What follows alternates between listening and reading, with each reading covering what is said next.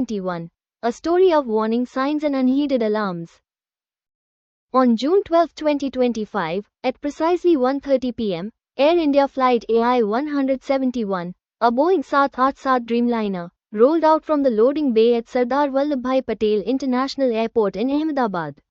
The flight, bound for London, was already running late by 20 minutes, a minor hiccup, or so it seemed. But this was no ordinary delay.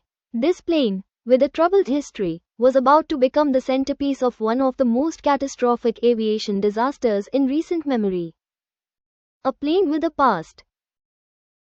This wasn't the first time this particular Boeing 787 Dreamliner had raised eyebrows.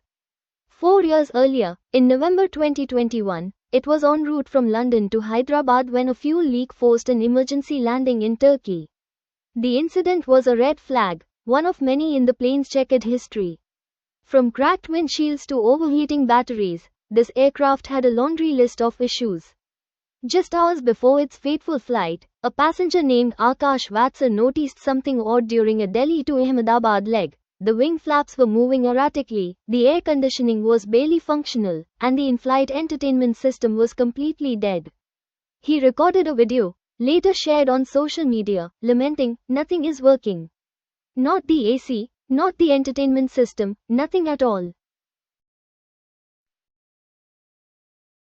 The Boeing 787 Dreamliner, marketed as a pinnacle of modern aviation, had a darker side. Investigations into Boeing's Charleston factory, where this plane was built, revealed disturbing truths.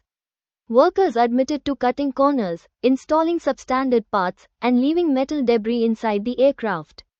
One quality manager, Joseph Clayton, told his wife he'd never fly on a Dreamliner. Another, John Barnett, who worked at Boeing for over 30 years, claimed not a single plane from the factory was truly safe. In 2012-13, 11 Dreamliners delivered to airlines, including 6 to Air India, were so riddled with defects that quality manager Cynthia Kitchens said she couldn't sleep at night. When she raised concerns, her boss chillingly responded, "They're all going overseas," as if the lives of passengers in developing nations were expendable. The fateful flight. On that June afternoon, flight AI-171 carried 242 souls, 230 passengers, 10 crew members, and 2 highly experienced pilots, Captain Sumit Sabharwal with 8,200 flight hours and co-pilot Clive Kunder with 10,100.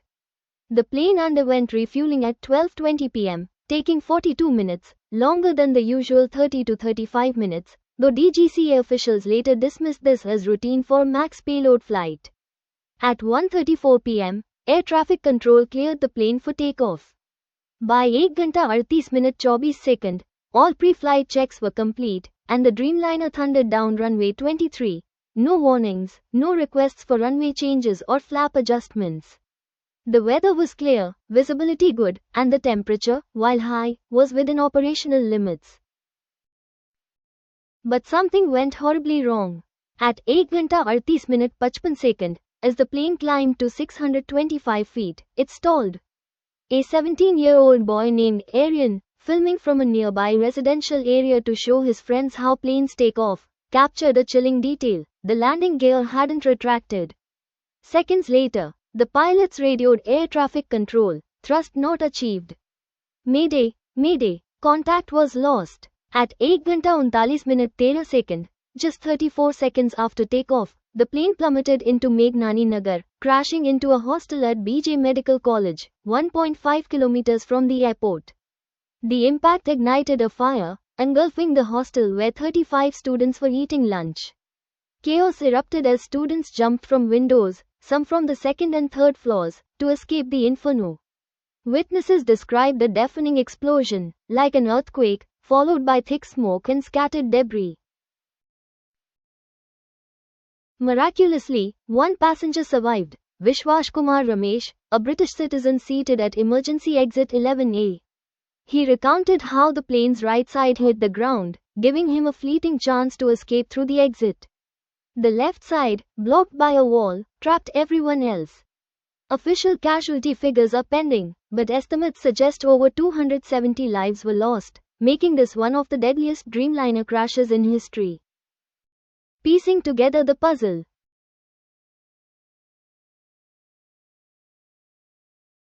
Investigators recovered the black box, comprising the cockpit voice recorder and flight data recorder, offering hope of unraveling the mystery. Initial clues point to a catastrophic failure. Ariane's video revealed a critical detail. A ram air turbine, RAT, a small wind turbine that deploys in emergencies to generate minimal power, was visible beneath the plane. This suggests a total power loss, likely due to dual-engine failure, a rare event, with only 7 recorded cases in 70 years. The pilot's mayday call about insufficient thrust supports this theory, as does the unretracted landing gear, which requires significant power to operate.